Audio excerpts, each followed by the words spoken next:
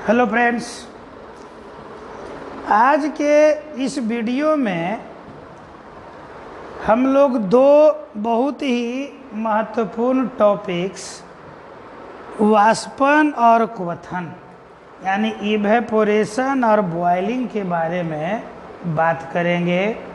और मज़े की बात यह है कि दोनों टॉपिक हम लोग के डे टू डे लाइफ से जुड़ा हुआ है। ठीक है, सबसे पहले हम लोग वाष्पन के बारे में बात करते हैं। वाष्पन के बारे में कि वाष्पन क्या होता है।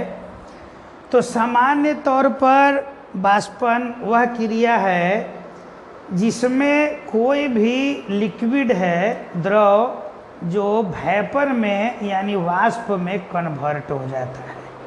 ठीक है, फिर मैं रिपीट करूं कि वाष्पन वह क्रिया है जिसमें कोई लिक्विड है जो वेपर यानी वाष्प में बदल जाता है।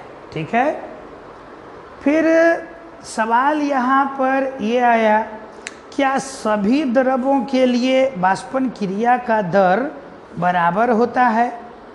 तो जवाब आता है नहीं, सभी द्रवों के लिए वाष्पन क्रिया का दर बराबर नहीं होता है। कुछ द्रव जल्दी वाष्पित हो जाते हैं, कुछ द्रव देर से वाष्पित होते हैं। जैसा कि हम अल्कोहल के बारे में जानते हैं, पेट्रोल के बारे में जानते हैं, या स्पिरिट के बारे में जानते हैं, ये सब तेज़ी से वाष्पित होने वाला द्रव है। जैसे जल है, वाटर, वह देर से द्रवित होता है। तो द्रव की प्रकृति पर भी वाष्पन का दर निर्भर करता है। दूसरी बात यह है कि वाष्पन का दर द्रव के क्षेत्रफल पर भी निर्भर करता है। जितना द्रव का क्षेत्रफल ज़्यादा रहेगा उतना ही तेज़ी से वाष्पन क्रिया होती है। जैसे कि जब हम कपड़े को सूखने के लिए पसारते हैं तो उसे फैला देते हैं। फैलाने से क्या होता है कि उसका क्षेत्रफल बढ़ जाता है, और क्षेत्रफल बढ़ने से वाष्पन क्रिया का दर बढ़ जाता है और कपड़ा जल्दी सूख जाता है। अगर गिलास में रखा हुआ पानी है और एक प्लेट या थाली में रखा हुआ पानी है, तो दोनों में किसका वाष्पन का दर ज़्यादा होगा? तो स्वाभाविक है कि जो थाली में रखा हुआ पानी है उसका वाष्पन का दर ज़्यादा होगा, क्योंकि द्रव का क्षेत्रफल ज़्यादा है। टेम्परेचर ज़्यादा रहने पर भी वाष्पन का दर अधिक होता है। जैसे कि गर्मी के दिनों में वाष्पन क्रिया तेज़ी से होती है, और जाड़ा के दिनों में टेम्परेचर कम रहता है तो वाष्पन क्रिया धीरे धीरे होती है। हवा के वेग पर भी वाष्पन क्रिया डिपेंड करता है। जिस दिन हवा तेज़ चलती है या पंखा चला करके कपड़ा रख देते हैं, तब देखते हैं कि कपड़ा जल्दी सूख जाता है।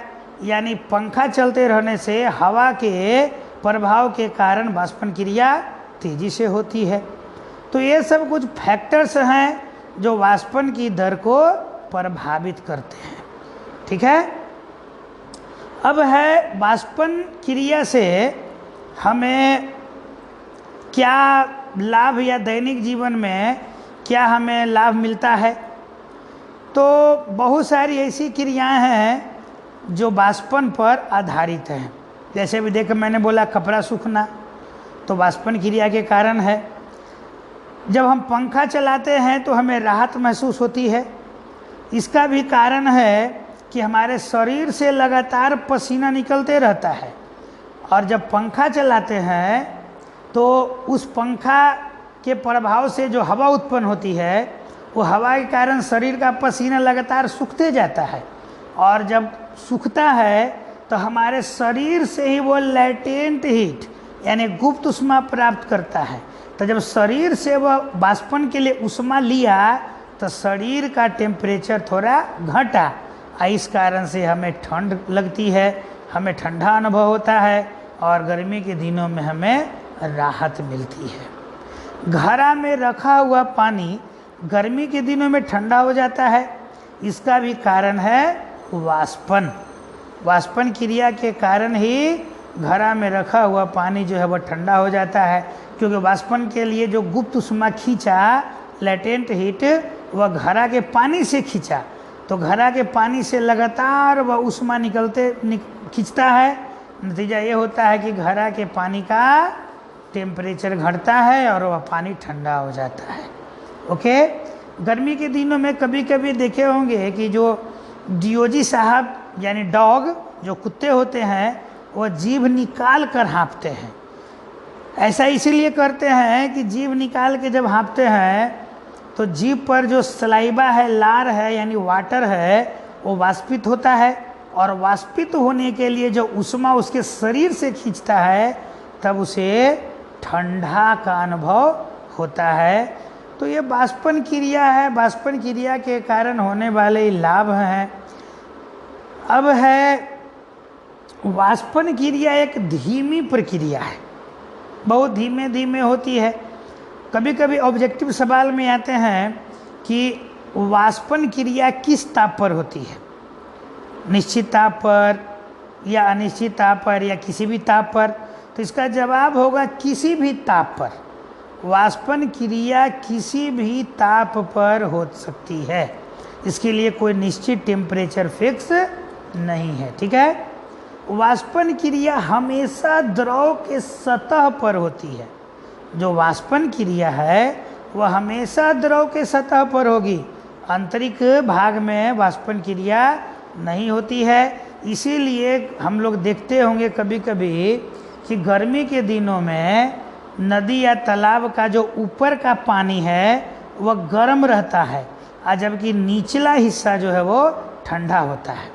क्योंकि जब ऊपर हिस्से सतह पर वाष्पन क्रिया होती है तो वह क्या करता है कि वाष्पन के लिए जो उष्मा चाहिए वह आंतरिक भाग वाले पानी से खींचता है, और नतीजा ये होता है कि अंदर वाले पानी का टेम्परेचर कम रहता है और वह ठंडा रहता है।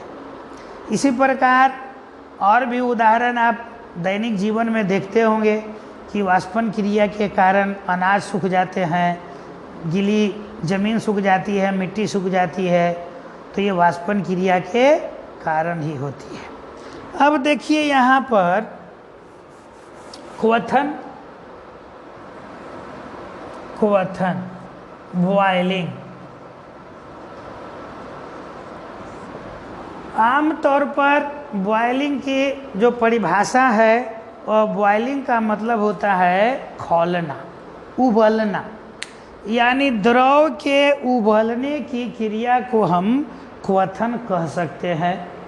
हालांकि ऊपर के क्लासों में इसका परिभाषा जो होता है वह बदलता है कि क्वथन जो होता है वह निश्चित टेम्परेचर पर होता है, ताप पर होता है।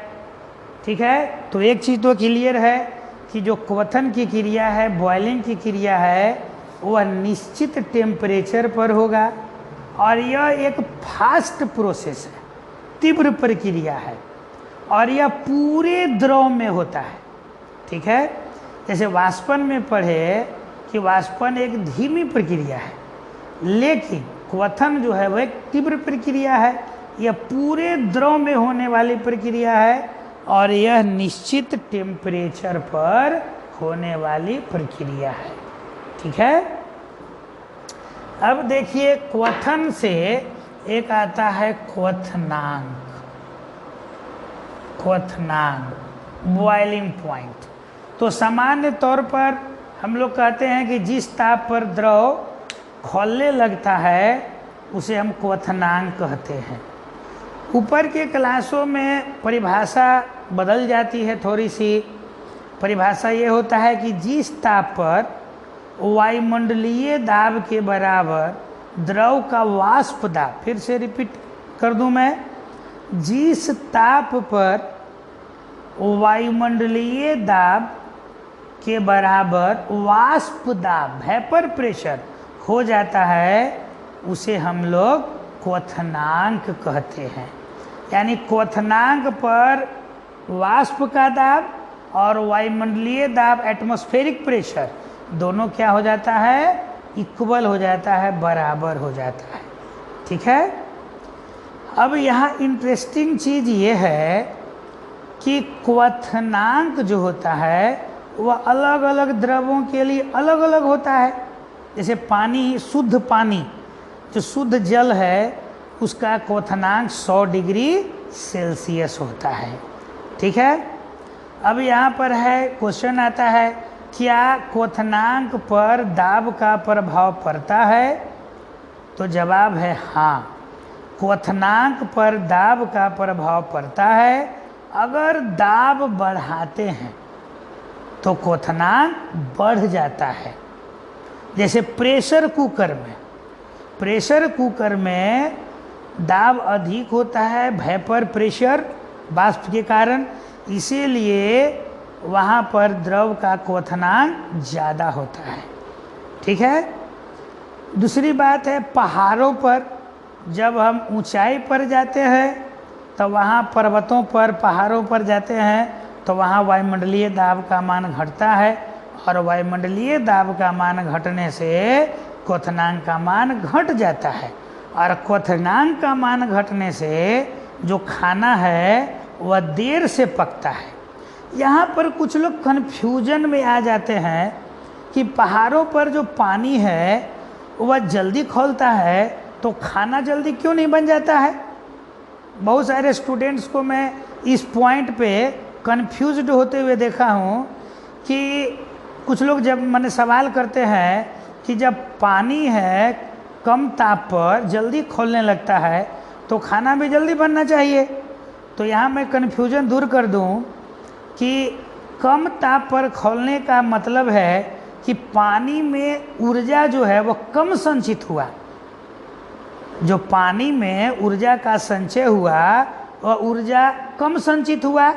नतीजा ये हुआ कि खाना बनने के लिए हमें जो जितनी ऊर्जा चाहिए थी उतनी ऊर्जा नहीं मिली, उतनी ऊर्जा जमा नहीं हुई, और उसके पहले ही पानी खौलने लगा।